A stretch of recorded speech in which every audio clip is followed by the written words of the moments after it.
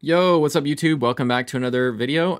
This is the final, very last boss. I saved the worst for last this time around. This is a boss that, without being an extreme whale, using a bunch of legendaries and artifacts, you're just not going to get 22 million on a budget. So I was able, surprisingly, to get a team that I think you guys will be able to make that can probably reach 11. I did 15 million here. But as I've said before in my previous videos, that my Psyche core here on the test server is a little more upgraded than your guys's will be. And I also probably have maybe a little better gear, and all my artifacts are level 20. So, I'm probably a little ahead of you guys as far as power here on the test server. So I try to make teams, all my teams that I tested here were a little overkill. So I try to make sure they were overkill. And so the goal here with this team is going to be to try and hit 11. 22 is just way out of reach. But I think I found some pretty nifty tactics here to reach 22 million. So this boss is interesting because if you use melees on this boss, it's just a complete shit show. The dragonlings that summon, because the tank runs up here, they will summon on your backline and they will kill your DPS. And there's really no way to control them. So if you're trying to stack people around someone like Furbath for the healing, maybe if you're using a Puppeteer set to give defense, it just doesn't work out too well. So the best strategy actually I found became locking him in a box, putting him in the corner. So basically we have 4 range characters here that are preventing Furbath from getting out of this corner so that he can stay back here and heal them and provide them with the defense from the Puppeteer set. And then also, of course, he can still use his ult because his ult is ranged. So yeah, we've locked him in the box. We put Furbath in the box. And this is actually better than using a different healer like Hexandra because his healing output is probably greater than hers. You can scale it with defense.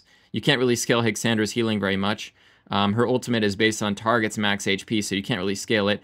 And he is an attack penalty provider, so he's a great option. And he gives you also a nice... actually, I don't think the defense aura is usable here, is it? No.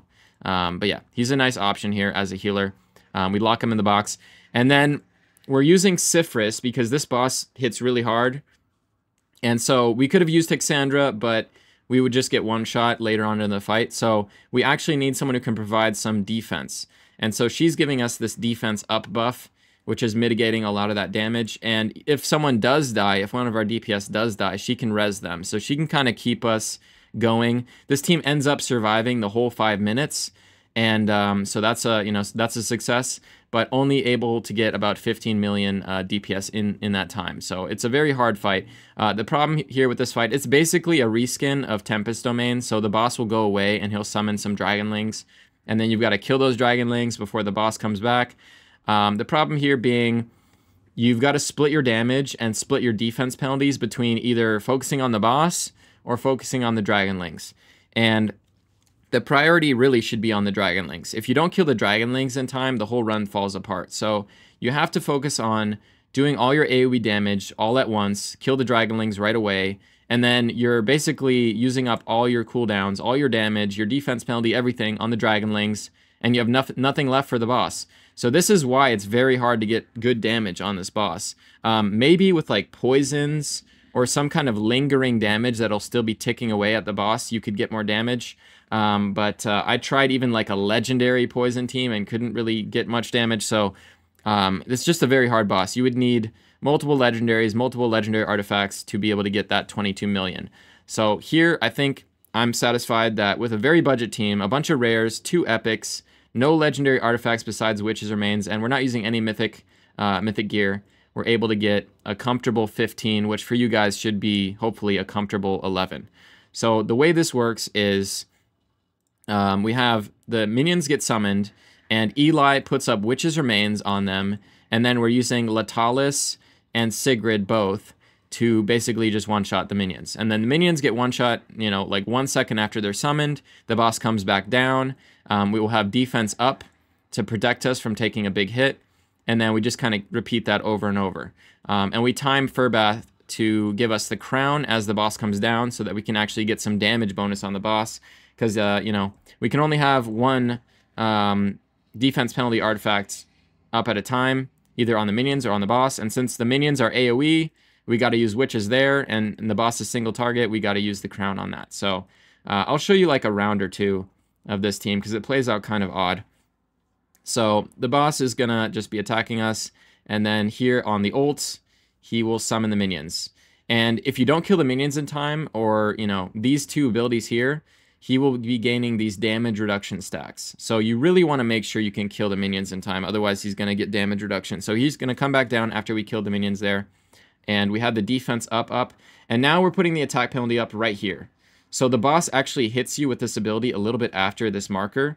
So this attack penalty is protecting us not only from this, but also from the next battle skill. So he has 2 battle skills that hit you, and then the last thing that hits you is the ult as he comes down.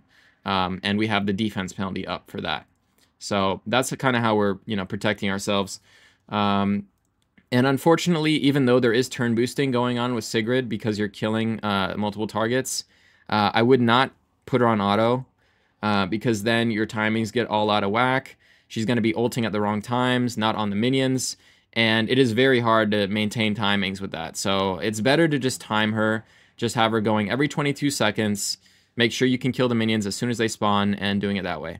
So with the timings here, we're on 22 seconds. So this boss has like a interesting turn. It's I think it's like it's an 18-second turn, but for some reason he like pauses for like 4 seconds here. I don't know why. You'll see here. He's going to pause.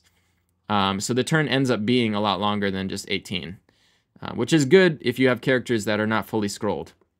You only need to ult every like 22 seconds. So watch. He's going to pause here for some reason. He's pausing for like 1, 2, 3. It's like 3 or 4 seconds. So with a 22-second timer on the repeats, we're able to maintain the order of the turns. And actually, I think I've tried 21. I think 21 also works. So 21, 22, you just want these ults to be happening. As soon as the minions spawn, they get 1 shot. And as soon as the boss is on that first battle skill, you want to be putting the attack penalty. All right, so those are the timings. That's pretty much the setup here. And let's go over the gear. So basically, we're going for accuracy stacking here with the Rascal Slingshot on Sigrid because this actually gives the most amount of damage, believe it or not. She needs accuracy anyway to land her attack penalty if you want to be landing that. And this just gives a ton of DPS. You put accuracy on all the gear, here on the body armor, here on the rune, on all the gear, and it gives her a ton of attack, which makes her do a lot more damage. We're trying to avoid accuracy on Latalis because his battle skill knocks back the turn meter, and that will mess up all our timings. And so we want to avoid putting any accuracy on him. We're going for just, this is just his default accuracy that he starts out with, so none. And then we're going for the eyeball, trying to get that extra damage on those minions when they summon, and, basic crit rate, crit damage, etc. With Eli here, we got pretty much the same stuff.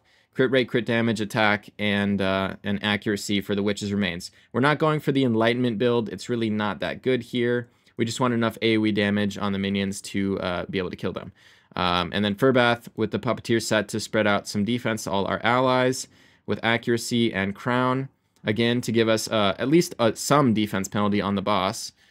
And then Sifris is probably the most interesting one here. So we're stacking a bunch of HP because her heal is based on her max HP. So we can get her here above 100k with an HP percentage artifact, the Mirror, which is also going to be coming in clutch. When people get low, it's going to help heal them up for more. And then we're using a healing set. This is, again, scaling off of max HP of the wearer. So we're just stacking HP and using pretty much just all HP gear. We do have some defense here on this piece. I think it's because we needed skill haste to get her cooldown lower, below 22 seconds. So we have her here at 21.9. So you might need to use some skill haste. That's not an HP rune, but you want to be stacking as much HP as possible on pretty much every piece here. So yeah, that's the team. It's tough boss. 11 million should be your goal with a team like this. Unless you're a whale, you're probably not going to be getting 22. So save this team for last. This is going to be the last week you make this team. And yeah, hope this helps you guys out, and I'll catch you guys on the next video. Peace.